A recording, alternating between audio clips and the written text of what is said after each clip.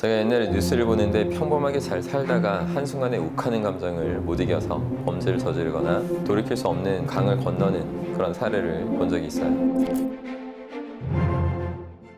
예를 들면 서울에 있는 재래시장의 한 가게 앞에서 이불이 있었는데 갑자기 불이 붙어서 순식간에 활활 타오르고, 또 다른 날에는 근처에 오토바이에 불이 붙는 이런 일이 있었던 겁니다. 이런 식으로 그 일대에서 3개월 동안 총 10차례 정도 화재가 일어났는데, 범인은 해당 구청에서 근무하던 한 공익 근무 요원이었어요. 왜 그런 화재를 저질렀냐고 물어보니까 자신의 여자친구가 돈을 제대로 벌지 못한다고 자신을 구박했다는 이유로 너무 화가 나서 포괄적으로 방화를 저질렀다고 했습니다. 또 다른 사건 중에는 운전을 하다가 두 차량이 서로 시비가 붙어서 앞에 차량의 운전자가 내렸더니 뒤에 있었던 그 SUV 차량이 그대로 들이받아서 차 앞 유리까지 다 깨진 일도 있었어요.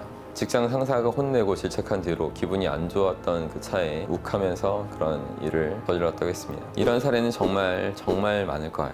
여러분 주변에서도 욱하는 성격 때문에 일을 망치는 사람들을 몇 명 보셨을 거예요. 그럼 왜 이 사람들은 왜 이렇게 욱하는 성격을 못 고치는 걸까요? 사실 욱하는 성격이라는 게 따로 사람마다 정해진 게 아닙니다. 저도 욱하려면 얼마든지 욱할 수 있어요. 근데 그렇다고 해서 행동으로 옮기진 않죠. 이런 차이가 생기는 이유는 간단해요. 평소에 라스트 씬을 마음속에 항상 넣고 사느냐, 그렇지 않고 사느냐, 이걸로 차이가 나는 겁니다. 만약에 자신이 진정으로 원하는 모습을 무의식에 완전히 각인시켜 놓은 사람은 아무리 욱하는 일이 있어도 일을 망치진 않아요.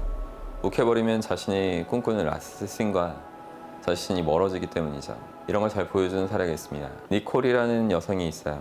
이분이 한 전자제품 판매원의 직원으로 막 채용됐는데, 어느 날 중년의 여성이 청소기 사러 가게에 들어왔습니다. 니콜은 상냥하게 인사를 했죠.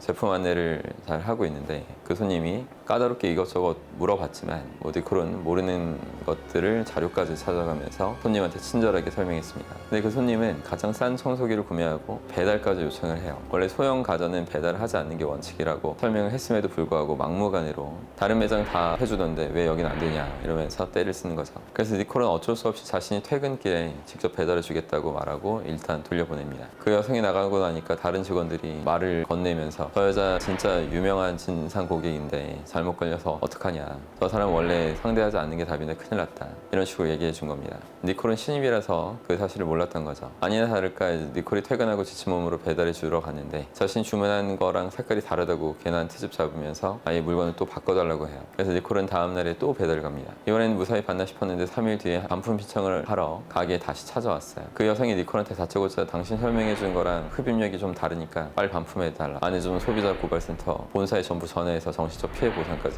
받아내겠다, 이런 식으로 협박을 하죠. 사실 이때까지 니콜도 많이 참았는데 이제 진짜 폭발하기 일보 직전이었다고 했어요. 그냥 다 때려치우고 본때를 보여주겠다는 생각으로 그 여성한테 다가왔습니다. 그때 그 순간 머릿속에서 어제 봤던 책 속의 한 문장이 떠올랐다고 했어요. 바로 지금이 당신의 운명을 선택하는 중이다 라는 문장을 떠올린 거죠. 알고 보니 니콜은 원래 전국에서 매출 1위 하는 그 매장의 지점장이 되겠다는 목표를 갖고 있었던 겁니다. 자신의 운명을 매출 1위 지점장으로 만들어야겠다는 생각이 들자마자 심호흡을 한번 하고 뒤로 물러서서 그 여성한테 차분하게 논리적으로 설명하기 시작했어요. 하자 없는 물건을 고의적으로 민원 제기할 때 회사 차원에서 강경 대응할 수밖에 없을 거라고 했고, 그 여성도 이번 한 번만은 참겠다 하면서 씩씩거리고 돌아갔죠. 니콜은 이 일이 있고 나서 고객 응대 교육부서로 발령이 났다가 결국에 실제로 전국 매출 1위의 지점장이 되는데 성공합니다. 이런 식으로 욱해서 일을 망치는 사람과 욱해도 끝까지 참는 사람은 라스트 씬이 있냐 없냐의 차이인 거예요. 책에서 봤던 구절이 떠올랐던 것도 자신이 매출 1위 지점장이 되어야겠다는